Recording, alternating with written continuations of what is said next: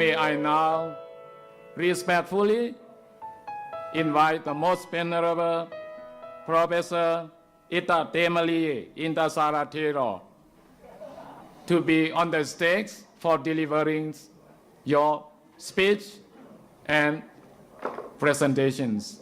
Thank you. Good afternoon, everybody. The founder director of Shan State Buddhist University, the most venerable Dhammasami Mahathera, and the most venerables, brothers and sisters in the Dhamma. In this presentation, I hope to introduce Buddhist and Pali University of Sri Lanka, how it was set up in Sri Lanka. The Buddhist and Pali University of Sri Lanka was established in 1982. It is the first Buddhist university in Sri Lanka. Those days, in Sri Lankan government and Sri Lankan Mahatheras wanted to set up a separate high Buddhist educational institute. Therefore, as a discussion with the government, the Supreme Sangha Council, this decision has been taken. Venerable Professor Walpola Rahula Mahathera, he was the chairperson of this committee. And in Sri Lanka, we are having main 3 chapters. We call it is Siam Nikaya, Ramanya Nikaya, and Amarapura Nikaya. And also subdivisions also there. The head of these chapters, or Mahanayakas of these chapters, come together, and those days highly respected and renovated and educationalist monks come together. I have never seen such a body in Sri Lanka, high rank monks committee or monks body come together. They have a committee consists of 38 members of the Sangha, high prelate of the chapters, and professors and other highly educated monks. They come together and form this university. This university entirely confined to only Buddhist monk.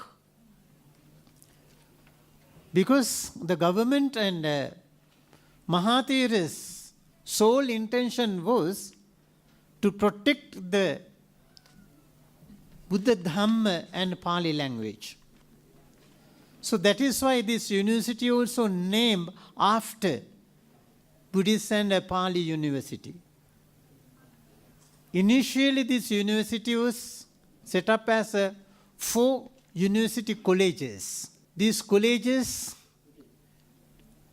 in Colombo itself has been set up in the very old Oriental institutions.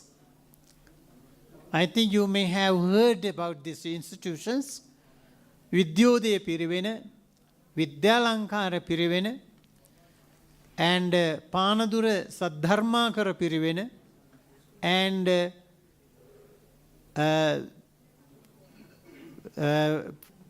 Balagalle Saraswati Piriven. These 4 institutions, in fact, initially, even today also, it set up as a residential university. At the beginning, for these 4 institutions, 25 monks were registered as students. Because government and those committee considered form a good monk is not enough by giving the education, but having the rite and rituals also. Therefore, these monks were given the residence facilities in this in these institutions, and given the education, and as well as they were being trained how to preach, how to do the sermons, how to give a religious service to the people, and they themselves how to develop their spiritual abilities. Having that intention, this university started as 4 institutions. The university, the former University Act, was amended by another second University Act by 1995. And these 4 institutions were taken to one university as a one roof. It was set up in the outskirts of the Colombo city at Homagama. It is also confined to the Buddhist monk, and it can be registered lay men students 1/3. 1/3 layman student can register as the internal students. And all those students are to be provided the residential facilities. Without giving a residential facilities, we are not allowed to register any monk or any layman as our university students. And also, our subject also very much confined, internal subject. Especially it is compulsory, 2 subjects are there. All students who registered as internal students, they have to follow the Pali language as a compulsory subject for the whole period. And also, they have to follow either Buddhist philosophy subject or Buddhist culture subject. This one also compulsory. So that is why the name of the university also, Buddhist and Pali, these 2 words included in the name. The students, they are not allowed to study some other subject beside these 2 subjects also. These 2 compulsory subjects. And as a 3rd subject, they can select themselves as their choice as the Sinhala language, Sanskrit language, or English language, or art and archaeology subject, or comparative religious studies subject. Only these subjects are there. As a university, in new university, we in there in new act we have a special vision and mission. So this is the initially university was established Act of the Parliament number 74 in 1981. It was declared open in 1982, 22nd April. By that act, we had 4 institutions. And for the second time, it has been amended. Act number 37 of 1995.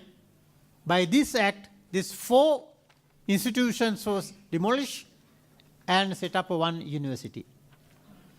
So our vision is the university to be the foremost and the best Buddhist university in the world. And our mission to endeavor unto the world erudite Dhammadutas, missionaries of the Dhamma, and scholars disciplined through mastery of the Buddha Dhamma, the Pali language and allied subjects, accomplished in varied skills, capable in promoting and fostering the philosophy of the life, refulgent with the doctrine of the Buddha in Sri Lanka and abroad. So that is our mission. So our object of the university, we were having 3 main objects. First one, the training of scholars in the Buddhist doctrine and discipline for the dissemination of the Buddhism and the fostering of the Dhammadut activities in Sri Lanka and abroad.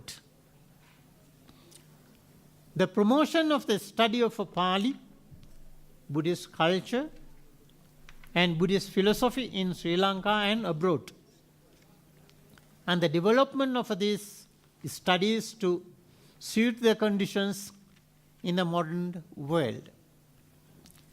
And third objective is the training of bhikkhu students and lay students of the male sex in reaching Buddhism and Pali in Pirivena. Pirivena means our oriental institution for the monks. We in Sri Lanka we have around 800 Pirivena institutions. These institutions are entirely open for the monks. Monks are studied there. It is called Pirivena institutions. Schools and similar institutions.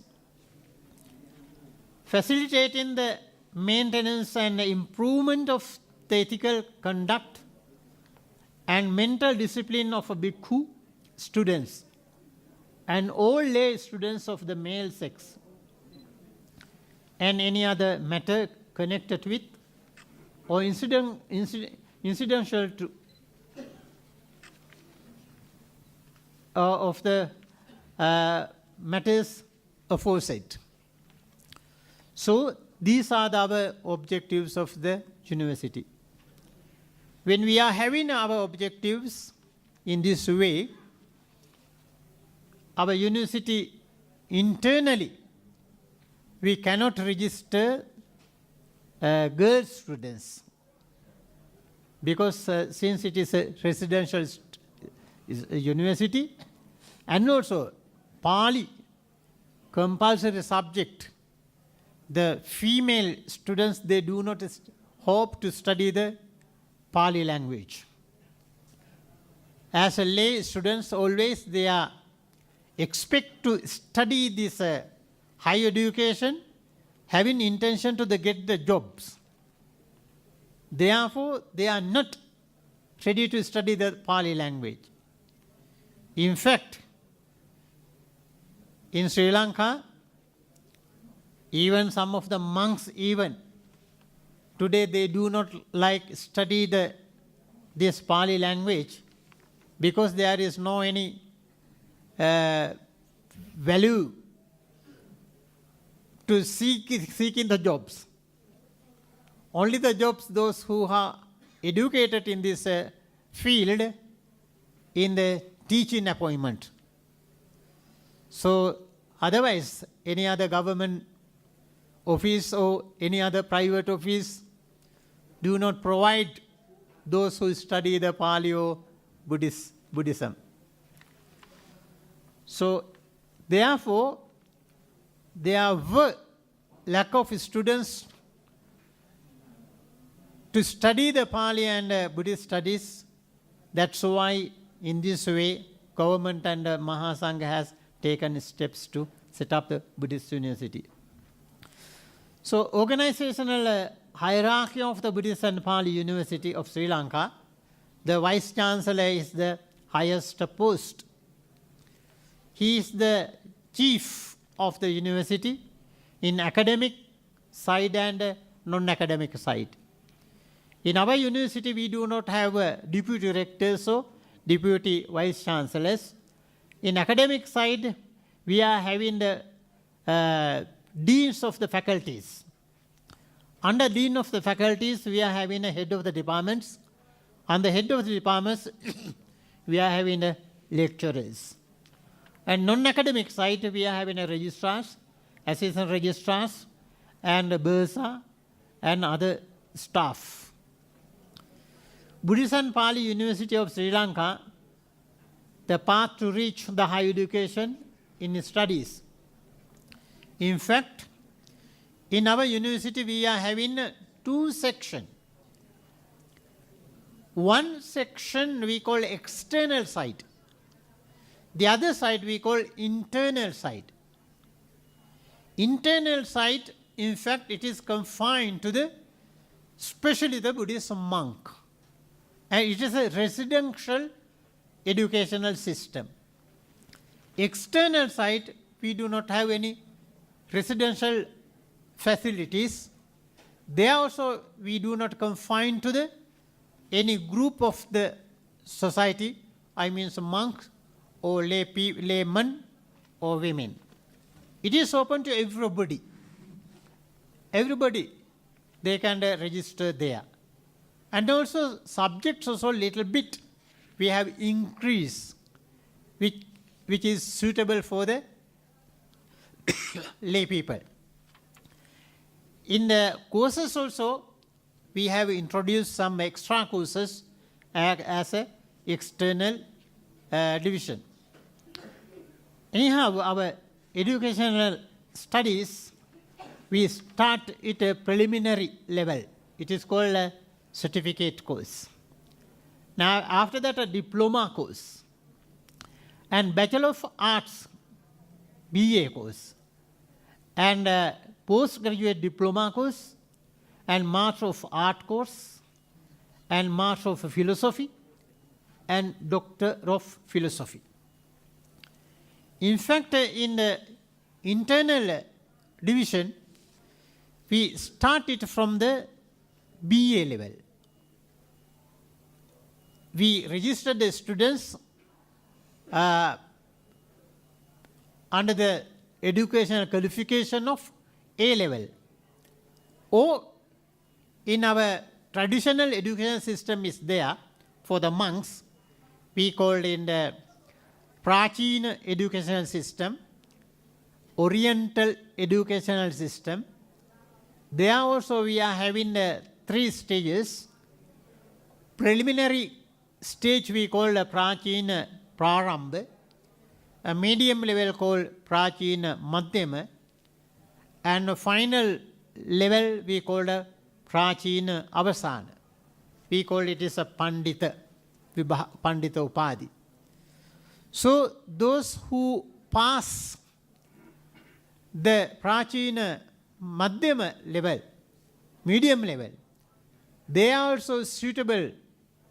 They are also having a suitable educational qualification to registration in our university. But we given a prime advantage to the students, those who have passed advanced level examinations. It is being conducted by the Department of Education, government body. Those who pass this exam, they are eligible students to enter to our university. And also, they are to pass Pali subject. It is also compulsory. If they want to enter to the university, they have to pass the Pali language as one of the subject in advanced level examination. Or otherwise, there is other exams are there in O level, ordinary level, and Prachina Prarambha level. There also, if they have passed Pali subject as one of the subject, they also can enter to our university. And our students, those who registered in the Buddhist and Pali University, we do not give that certificate, BA certificate. There is other extra requirement also there. One of the requirement is there is a compulsory English certificate course. All the students, they have to pass that certificate, English subject. As a Vice Chancellor of that university, I have introduced another requirement to receive the BA certificate. It is, we call a Buddhist counseling course. Buddhist counseling course.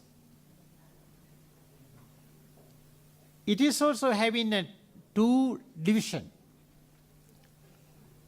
60% mark have to be achieved through the theory, and 40% mark have to be achieved from the practical side.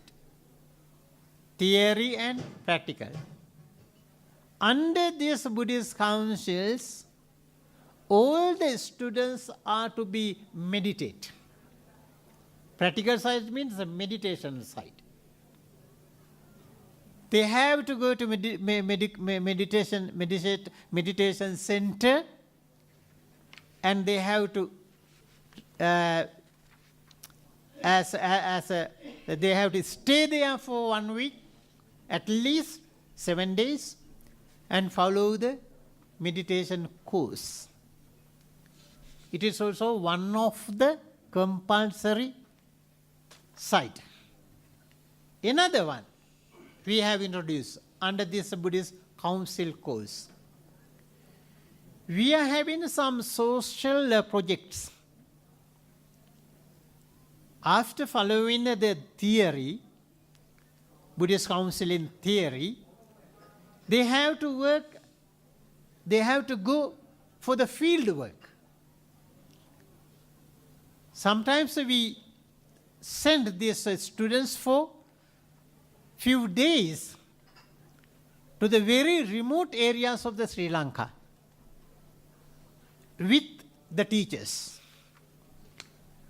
They go there and they stay there and they go house to house and they involve with day-to-day activities and they discuss with what is the problem with them, why they are having a frustration, why they are worried about their life, why they are worried about their day-to-day life, why they worry about their activities.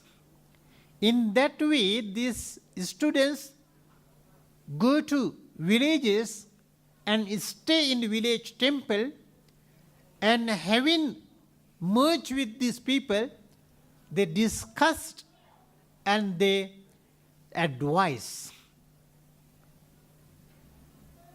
And after finishing that, they have to make a report. This report have to be submitted to the university with acceptable confidence. Without having that reports, we do not accept their activities. Therefore, with this subject, Buddhist counseling subject is also a very popular subject. Sometimes these students we send to the prisons. In Sri Lanka, some prisons are there. Some those who people have in prisons due to doing some minor wrong things, and they are remanded to their prisons.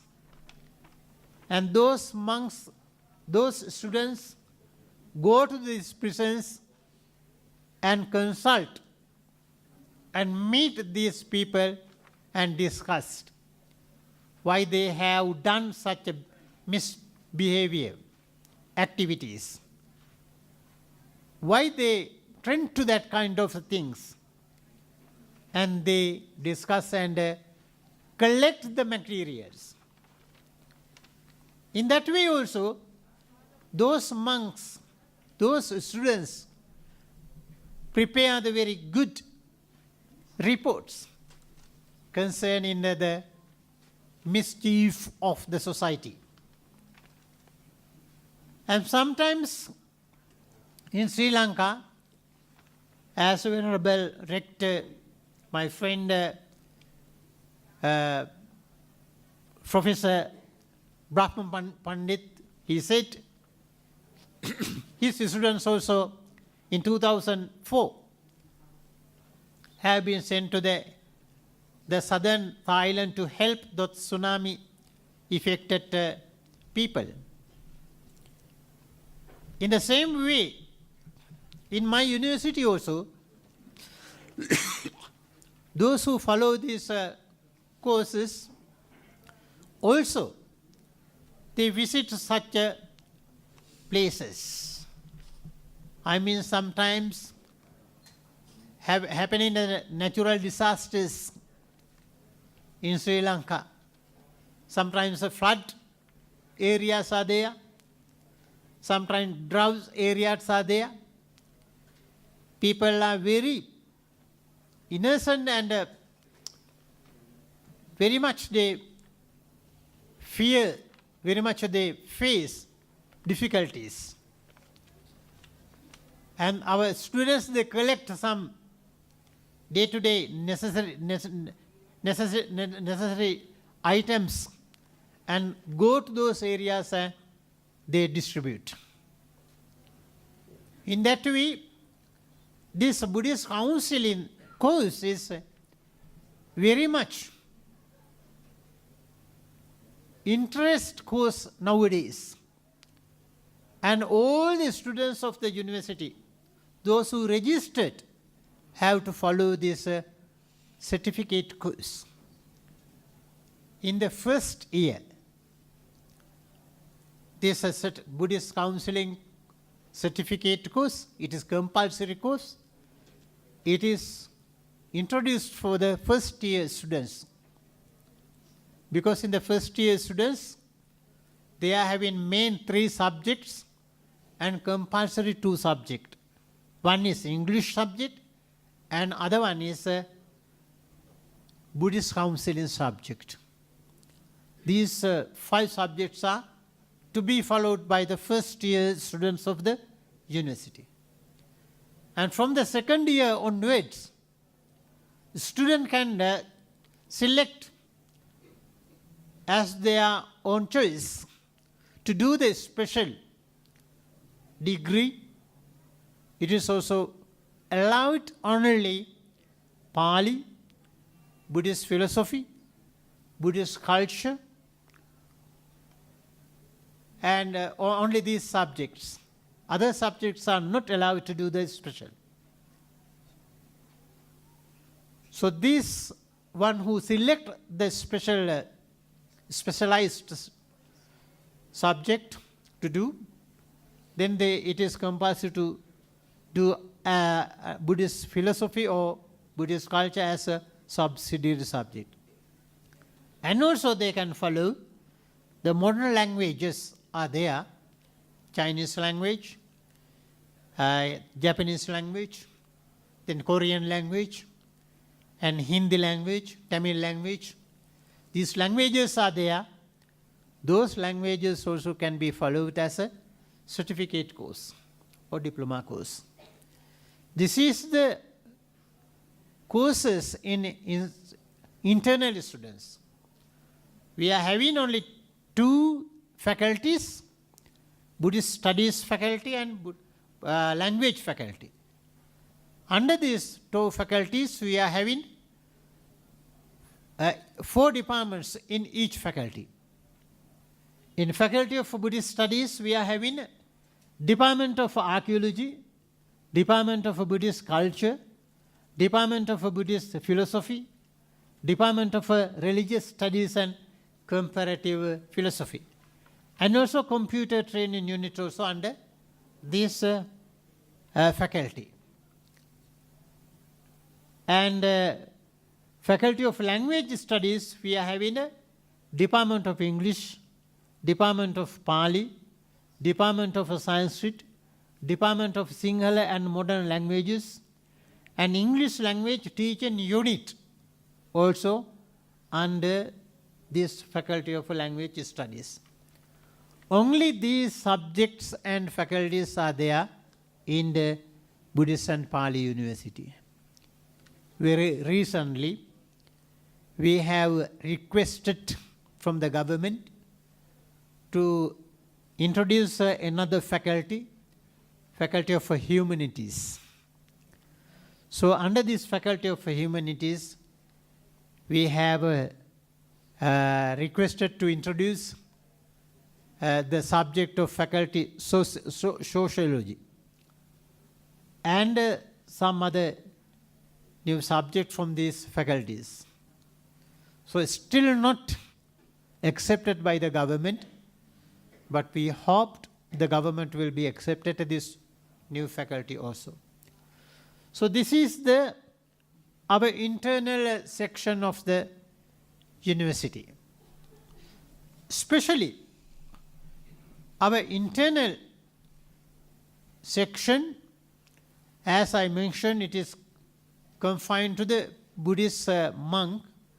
Therefore, we cannot register the many monks, many students in our Buddhist studies, because we do not have hostel facilities more than nowadays 500 students. Local students, maximum we can give the facilities only 500. And foreign students, we can give the facilities to 200 students. In our university, we have foreign students also. Here the Myanmar, many students are there, and from the Thailand also, and then Bangladesh, and India, some European countries and Korea. Some students are there studying as internal students. And also, due to this lack of facilities, we cannot register more than 110 students per year. Now the government has taken necessary steps to build new hostels, already approved. After that, we will be able to increase the number of registration students as internal students. Still we are following that we give the residential training for those students, not the education. Some meditational courses are there, some daily activities are there. Therefore, we want to train those monks as good quality monks, having spiritual abilities. So therefore, we are to limit the number of registration in this internal section. But external section, we are having students, about 7,000 students. Certificate courses, diploma courses, undergraduate courses, postgraduate courses, MA courses, and MPhil and PhD courses. All together, we are having around 7,000 students in our university. Internally, in Sri Lanka, we do not have any institutions, affiliated institutions we don't have. But I am very happy to say we have 12 affiliated colleges, foreign colleges. 12 affiliated foreign colleges we are having. In Singapore, in Malaysia, Hong Kong, South Korea, Germany, Austria, Scotland, London, USA, Bangladesh, and Nepal also we have accepted that application. Still not we started that education, that the institute. In these institutions also, we are having more than 200 students.